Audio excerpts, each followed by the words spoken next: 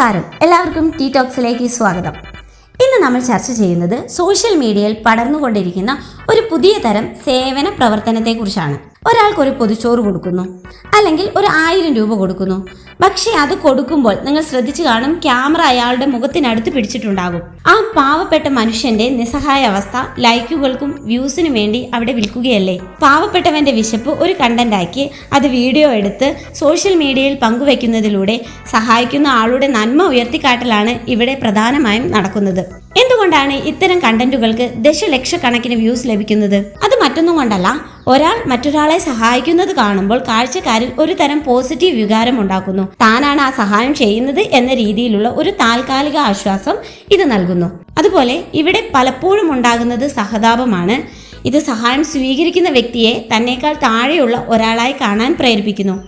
മറ്റൊരു കാര്യം, വൈകാരികമായ കണ്ടന്റുകൾ പെട്ടെന്ന് വൈറലാകുമെന്ന് സോഷ്യൽ മീഡിയ അൽഗോരിതങ്ങൾക്കറിയാം. ഒരു പൊതിച്ചോറ് നൽകുന്ന വീഡിയോയിലൂടെ ക്രിയേറ്റർക്ക് ലഭിക്കുന്ന പരസ്യ വരുമാനം ആ ഭക്ഷണത്തിന്റെ വിലയേക്കാൾ എത്രയോ മടങ്ങായിരിക്കും. അതുപോലെ നന്മയുള്ള ക്രിയേറ്റർ എന്ന പ്രതിച്ഛായ നിർമ്മിച്ചെടുക്കാൻ ഇത്തരം വീഡിയോകൾ എളുപ്പവഴിയാണ്.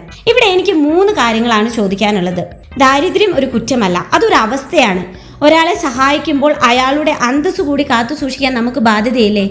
അതുപോലെ മറ്റൊരാൾക്ക് പ്രചോദനമാകാനാണ് വീഡിയോ എടുക്കുന്നത് എന്നാണ് പലരും പറയുന്നത്. ശരിയാണ്, പക്ഷെ അതിന് ആ പാവപ്പെട്ടവന്റെ മുഖം തന്നെ കാണിക്കണമെന്നുണ്ടോ? കൊടുക്കുന്ന കൈ മാത്രം കാണിച്ചുകൂടെ? അതുപോലെ തന്നെ ഈ വീഡിയോയിലൂടെ കിട്ടുന്ന വരുമാനം ആ പാവപ്പെട്ടവന് ലഭിക്കുന്നുണ്ടോ, അതോ അത് കണ്ടന്റ് ക്രിയേറ്ററുടെ പോക്കറ്റിലേക്കാണോ പോകുന്നത്? എല്ലാ വീഡിയോകളും മോശമായ ഉദ്ദേശത്തോടു കൂടിയല്ല ചെയ്യുന്നത്. ചിലപ്പോൾ ചിലർ അത് ചെയ്യുന്നത് മറ്റുള്ളവർക്ക് സഹായം ചെയ്യാൻ ഒരു പ്രചോദനമാകാനായിരിക്കും, അല്ലെങ്കിൽ അർഹരായ ആളുകളിലേക്ക് സഹായം എത്തിക്കുന്നതിനായി ഒരു പ്ലാറ്റ്ഫോം ഒരുക്കാനായിരിക്കും.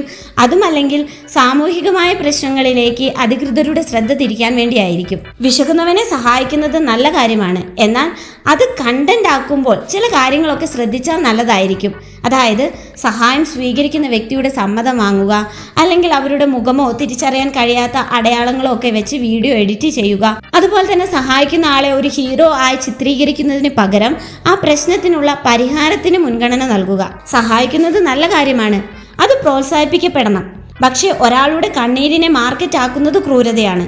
പാവപ്പെട്ടവന്റെ വിശപ്പ് ക്യാമറയ്ക്ക് മുന്നിൽ ഒരു പ്രദർശന വസ്തുവാക്കാതെ അവരോടുള്ള ആദരവ് നിലനിർത്തിക്കൊണ്ട് ചെയ്യുന്ന സഹായങ്ങളാണ് യഥാർത്ഥത്തിൽ മൂല്യമുള്ളത്. സഹായം നൽകുമ്പോൾ ഇടത് കൈ കൊടുക്കുന്നത് വലത് കൈ അറിയരുത് എന്ന തത്വം ഡിജിറ്റൽ ലോകത്തുമാവാം. നിങ്ങൾ എന്താണ് ഇതിനെക്കുറിച്ച് ചിന്തിക്കുന്നത്? സഹായം ചെയ്യുന്നത് വീഡിയോ എടുത്ത് കാണിക്കണം എന്നതാണോ നിങ്ങളുടെ അഭിപ്രായം, അതോ ഇത് നിർത്തേണ്ട ഒരു പ്രവണതയാണോ? നിങ്ങളുടെ അഭിപ്രായങ്ങൾ താഴെ കമന്റ് ചെയ്യുക. അടുത്ത വീഡിയോയുമായി വീണ്ടും കാണാം. ബൈ.